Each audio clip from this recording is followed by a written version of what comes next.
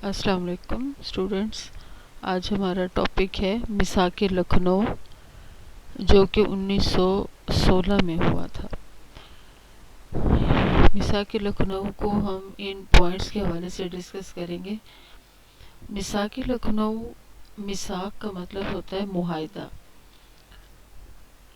میثاق لکھنؤ یعنی لکھنؤ کے مقام پہ ہندو اور مسلمانوں کے درمیان ایک معاہدہ طے پایا.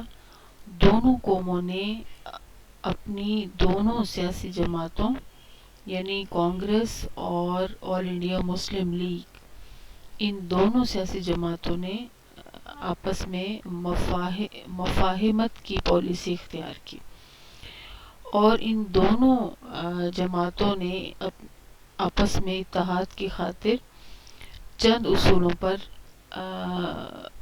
اتفاق کیا. اب سب سے پہلے اس کا پس منظر دیکھتے ہیں کہ میثاق لکھنؤ کی ضرورت کیوں محسوس ہوئی. سب سے پہلے بر صغیر کے جو سیاسی حالات تھے ان میں 1910 کے بعد بر صغیر کے اندر اور بر صغیر کے باہر یعنی بین الاقوامی سطح پر کچھ ایسے حالات پیدا ہو گئے جس سے دونوں جماعتیں ایک دوسرے سے تعاون پر آمادہ ہو گئی. سب سے جو مین چیز تھی وہ تھی تقسیم بنگال.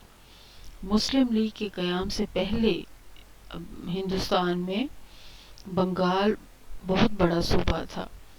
انگریز حکومت نے بنگال کو 2 حصوں میں تقسیم کیا. یہ 1905 کی بات ہے. اس کے بعد انگریزوں نے مسلمانوں سے بد عہدی کی اور جلد ہی 1911 میں تقسیم بنگال کو منسوخ کر دیا. انگریز حکومت سے مسلمانوں کی ساری توقعات ختم ہو گئی اور انہوں نے حکومت کے خلاف مشترکہ اقدام اٹھانے کے لیے کانگریس اور ہندوؤں سے روابط بڑھانے کا فیصلہ کیا. دوسری وجہ یہ تھی کہ 1913 میں بر صغیر کے اندر مسلمانوں کی ایک مسجد جس کا نام جو کانپور میں تھی اس کو شہید کر دیا گیا، جس کی وجہ سے مسلمانوں میں غم اور غصے کی لہر دوڑ گئی اور مسجد کے دفاع کے لیے مسلم تحریک کو انگریز حکومت نے سختی سے دبانے کی کوشش کی، جس کی وجہ سے مسلمان انگریز حکومت کے خلاف ہو گئے. اس کے علاوہ بلکان کی جنگوں میں ترکی کے خلاف انگریزوں کی جو بھی پالیسی تھی انہوں نے مسلمانوں کو بے حد مایوس کیا اور وہ بر صغیر میں ہندوؤں کے ساتھ مل کر حکومت برطانیہ کے خلاف تحریکوں میں شامل ہو گئے.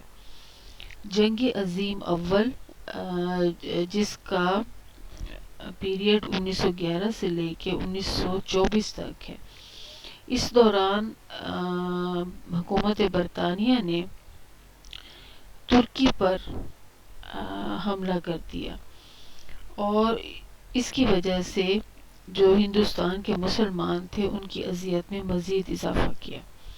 اس کے علاوہ مولانا محمد علی جوہر، مولانا ابوالکلام آزاد اور مولانا ظفر علی خان جیسے صحافیوں نے ہندوستان کے مسلمانوں کے دلوں میں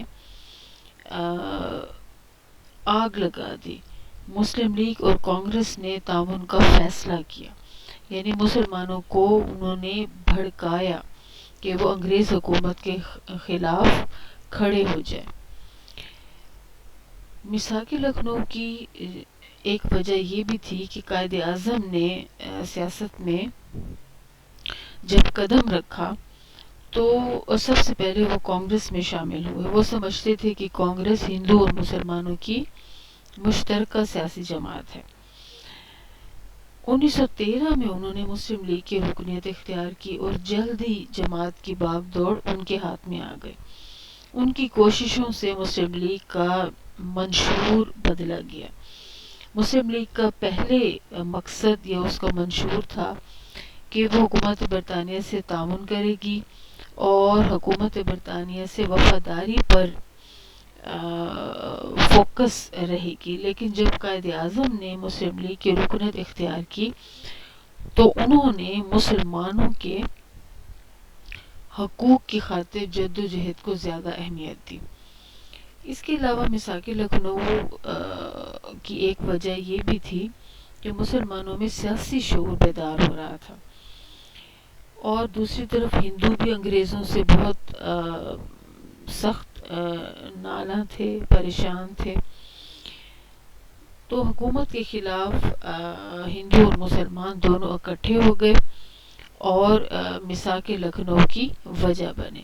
اب 1911 سے لے کر 1915 تک دونوں سیاسی جماعتیں یعنی کانگریس اور مسلم لیگ کی آپس میں ملاقاتیں ہوتی رہیں، اور 1915 میں دونوں کے اجلاس بمبئی میں بیک وقت منعقد ہوئے۔ اس کی بدولت ان کے درمیان ہم آہنگی کا ماحول مزید حوصلہ افزا ہوا۔ اجلاس لکھنؤ، دوسرا پوائنٹ دیکھیں۔ اب اجلاس لکھنؤ میں قائد اعظم کی کاوشیں جو ہیں وہ رنگ لائیں۔ 1916 میں کانگریس اور مسلم لیگ کا سالانہ اجلاس ہوا۔ لکھنؤ کے اندر کیسر باغ میں دونوں جماعتوں کے اجلاس بلائے گئے۔ قائد اعظم نے صدارتی خطبہ کیا اور ہندو مسلمان اتحاد کو وقت کی بہت بڑی ضرورت قرار دیا۔ دونوں جماعتوں کی ایک مشترکہ کمیٹی تشکیل دی گئی جس نے معاہدہ لکھنؤ کی تحریر کو تیار کیا۔ کانگریس اور مسلم لیگ کے رہنماؤں کے سائن ہوئے اور معاہدہ لکھنؤ طے پایا۔ اگلا پوائنٹ دیکھیں، معاہدے کے اہم نکات۔ اب میثاق لکھنؤ میں جن پوائنٹس پہ دونوں جماعتوں کا معاہدہ ہوا ان پوائنٹس کو ہم ڈسکس کرتے ہیں۔ آپ کی بک میں بھی یہ پوائنٹس لکھے ہوئے ہیں۔ سب سے پہلا پوائنٹ ہے مرکزی اسمبلی، یعنی بر صغیر جس میں ہندو زیادہ تعداد میں تھے اور دوسری بڑی تعداد مسلمانوں کی تھی۔ اس کے علاوہ بر صغیر میں اور بھی دوسری قوموں کے لوگ آباد تھے۔ تو بر صغیر کے اندر یہ طے پایا کہ جو بھی حکومت بنے گی اس کی ایک مرکزی اسمبلی بنائی جائے گی، اور مرکزی اسمبلی کی تجویز پہ دونوں جماعتیں رضامند ہو گئیں، اور اس میں یہ فیصلہ ہوا کہ مرکزی اسمبلی میں 1/5 جو سیٹس ہوں گی وہ مسلمانوں کے پاس ہوں گی، اور اس کی میعاد 5 سال ہوگی۔ اس کے علاوہ اس میں دوسرا جو نقطہ تھا جداگانہ انتخابات کا تھا، جس میں طے پایا کہ مرکزی اور صوبائی اسمبلیوں کا جو بھی چناؤ ہوگا وہ منٹو مارلے اصلاحات میں جو بھی فارمولہ طے ہوا تھا اس کے مطابق ہوگا۔ منٹو مارلے اصلاحات ہندوستان کے اندر نافذ ہوئی تھی اور اس میں مسلمانوں کو جداگانہ انتخاب کا حق دیا گیا تھا۔ تو اس کے مطابق مسلمانوں کی سیٹوں کے لیے جو بھی امیدوار ہوں گے اور ووٹرز ہوں گے وہ دونوں مسلمان ہوں گے۔ اس کے علاوہ صوبائی اسمبلیوں کے بارے میں پوائنٹس تھے کہ ہر صوبے میں ایک اسمبلی تشکیل پائی جائے گی، اور اسمبلی کے 1/5 جو ممبرز ہیں وہ نومینیٹ کیے جائیں گے، اور 4/5 جو ہیں وہ منتخب کیے جائیں گے، یعنی الیکشنز کے تھرو ممبرز جو ہیں وہ اسمبلیوں میں آئیں گے۔ اس کے علاوہ جو ہندوستان کے اندر ایسے صوبے ہیں جہاں پہ مسلمان مائنورٹیز میں ہیں، تو مسلمانوں کو ان کی آبادی کے حساب سے زیادہ، اور ایسے صوبے جہاں پہ مسلمان میجورٹی میں ہیں تو ان صوبوں میں مسلمانوں کو ان کی آبادی سے کم نشستیں دی جائیں گی۔ اب پنجاب اور بنگال یہ 2 بڑے صوبے تھے جہاں پہ مسلمان میجورٹی میں تھے، تو دونوں میں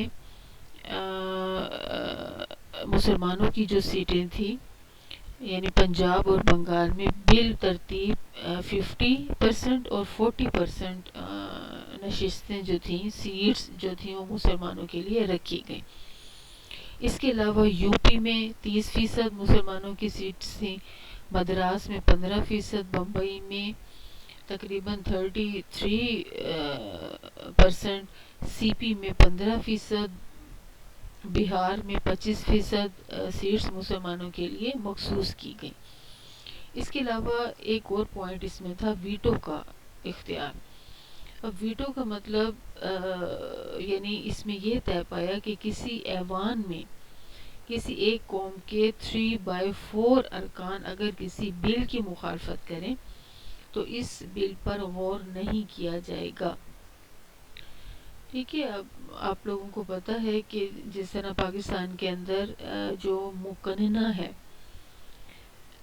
اس کے 2 ایوان ہیں، ایوان زیری اور ایوان بالا۔ ٹھیک ہے، اور ان دونوں کو ملا کے پاکستان کے اندر جو لیجسلیچر ہے اس کو ہم پارلیمنٹ کہتے ہیں۔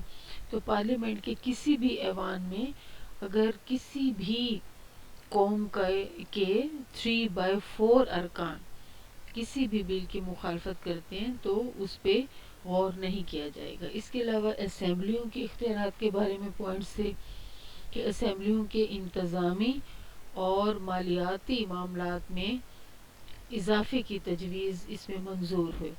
قانون سازی پر اسمبلیوں کا کنٹرول بڑھایا گیا۔ مرکزی اور صوبائی اسمبلیوں میں اراکین کو سوالات پوچھنے کی اجازت دی گئی۔ بجٹ کے معاملات میں اسمبلیوں کو زیادہ وقت دینے کا فیصلہ کیا گیا۔ اس کے علاوہ معاہدہ لکھنؤ میں ایک ویٹیج کے حوالے سے ایک اصول رکھا گیا جس کے تحت جو اقلیتی قوم ہے اس کو ہر صوبے میں اس کی آبادی سے زیادہ سیٹیں دینے پر غور کیا گیا، یعنی ایک لحاظ سے اس تجویز کو قبول کیا گیا۔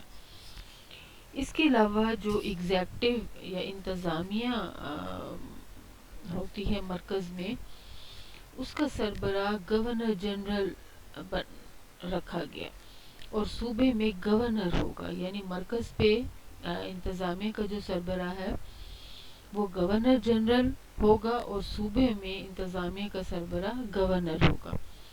مرکز اور صوبے میں جو انتظامی کونسلز ہیں وہ بنائی جائیں گی۔ صوبوں کو کافی اختیارات دیے گئے اور اس کے علاوہ جو صوبوں میں گورنر کا جو تقرر ہے وہ گورنر جنرل کرے گا اور اس کے لیے گورنر جنرل تاج برطانیہ کی ہدایات پر عمل کرے گا، یعنی حکومت برطانیہ جو کہ ہندوستان پہ قابض تھی، برطانیہ ملک کے اندر ان کا جو ملک کا سربراہ ہے ملکہ برطانیہ وہ فیصلہ کرے گی۔ تیسرا پوائنٹ دیکھیں معاہدے کی اہمیت۔ اب معاہدہ لکھنؤ 1916 میں طے پایا تو اس کی اہمیت جو تھی مسلمانوں کے حوالے سے تو بہت زیادہ تھی، کیونکہ اس میں قائد اعظم کی جو سیاسی فہم و فراست تھی اس کا اظہار نظر آ رہا تھا کہ مسلمانوں کے لیے ایک دور اندیش اور معاملہ فہم قائد کی نشاندہی معاہدہ لکھنؤ کے ذریعے ہو رہی تھی۔ قائد اعظم کو ہندو مسلم اتحاد کا سفیر بھی کہا جاتا ہے۔ اس کے علاوہ مسلم لیگ مسلمانوں کی نمائندہ جماعت تسلیم کر لی گئی، کیونکہ جب ایک ہندو اور مسلمانوں کے درمیان معاہدہ ہوا تو ہندوؤں نے قبول کر لیا کہ مسلم لیگ مسلمانوں کی نمائندہ جماعت ہے۔ 10 سال کی عمر میں مسلم لیگ نے ہندوستان بھر کے مسلمانوں کی نمائندگی کرتے ہوئے معاہدے کو منظور کیا۔ اس کے علاوہ کانگریس محض ہندو جماعت کا درجہ اختیار کر گئی۔ اس کا دعویٰ تھا کہ وہ سارے اقوام کی نمائندہ جماعت ہے۔ مسلم لیگ بننے سے پہلے ہندو یہی کہتے تھے کہ ہندوستان کے اندر جتنی بھی قومیں آباد ہیں کانگریس ان کی نمائندہ جماعت ہے، لیکن یہ غلط ثابت ہو گیا۔ معاہدے میں وہ صرف غیر مسلموں کی نمائندگی کرتی نظر آئی۔ اس کے علاوہ جداگانہ انتخابی طریقے سے مسلمانوں کی جو قوت ہے اس میں اضافہ ہوا، مسلمانوں کا علیحدہ تشخص ابھرا، تو یہ چیزیں مسلم لیگ کی بہت بڑی کامیابی تھی۔ اس کے علاوہ معاہدے کی اہمیت اس وجہ سے بھی ہے کہ مسلمان بحیثیت ایک الگ قوم کے ان کو تسلیم کر لیا گیا. جدا قوم کی حیثیت ملنے کے ساتھ ہی مسلمانوں کے لیے اپنا سیاسی مستقبل محفوظ بنانے کی راہ ہموار ہو گئی. معاہدے پر دستخط تو کانگریس کے لوگوں نے بھی کیے، لیکن بعد میں وہ مسلسل پچھتاتے رہے. تو قائد اعظم نے بڑی فراست سے معاہدے کو مسلمانوں کے لیے مفید شکل میں ترتیب دلانے میں کامیابی حاصل ہوئی. اس کے علاوہ جو معاہدہ لکھنؤ ہے وہ ہندو مسلم اتحاد کی معراج سمجھا جاتا ہے، کیونکہ اس سے پہلے اور اس کے بعد کوئی ایسا معاہدہ مسلمانوں کے درمیان نہیں ہوا کہ جس میں دونوں جماعتیں آپس میں مل بیٹھ کے انہوں نے بات چیت کی ہو. آخری پوائنٹ دیکھیں، معاہدہ لکھنؤ پر تنقید. اب معاہدہ لکھنؤ جیسے سامنے آیا تو اس پہ جو ہندوؤں کے انتہا پسند لوگ تھے، مثلا مدن موہن مالویہ، لاجپت رائے، یہ ایسے لوگ تھے جنہوں نے ہندوؤں کے مفادات کے منافی سمجھا اس معاہدے کو. خصوصاً انہوں نے یہ کہا کہ جداگانہ طریقہ انتخاب کو یعنی اس کو ناپسند کیا اور اس پہ اعتراض کیا کہ مسلمانوں کو جداگانہ طریقہ انتخاب نہیں ملنا چاہیے تھا. اس کے علاوہ مسلمانوں کی طرف سے بھی علامہ اقبال ہیں، چودھری خلیق الزمان ہیں، انہوں نے جو ویٹیج کا اصول اس میں طے ہوا معاہدے میں اس کی مخالفت کی، کیونکہ اس کی بدولت پنجاب میں مسلمانوں کی جو میجورٹی تھی اس کو مائنورٹی میں تبدیل کر دیا گیا. اس کے علاوہ جو علی برادران تھے، جب معاہدہ ہوا تو ان سے رائے نہ لی گئی. اب علی برادران، مولانا ظفر علی خان اور اس کے علاوہ حسرت موہانی، انہوں نے معاہدے پہ کڑی تنقید کی، لیکن اس کے باوجود معاہدہ لکھنؤ جو ہے وہ بڑی کامیابی سے جاری رہا. اور اس کے بعد یہ معاہدہ جب ہندوستان کے اندر تحریک خلافت شروع ہوئی تو تحریک خلافت کے خاتمے تک ہندو اور مسلمانوں میں دوبارہ سے اختلافات شروع ہو گئے. تو اگلا ہمارا جو ٹاپک ہے وہ ہے تحریک خلافت. انشاءاللہ کل ہم پڑھیں گے. اوکے.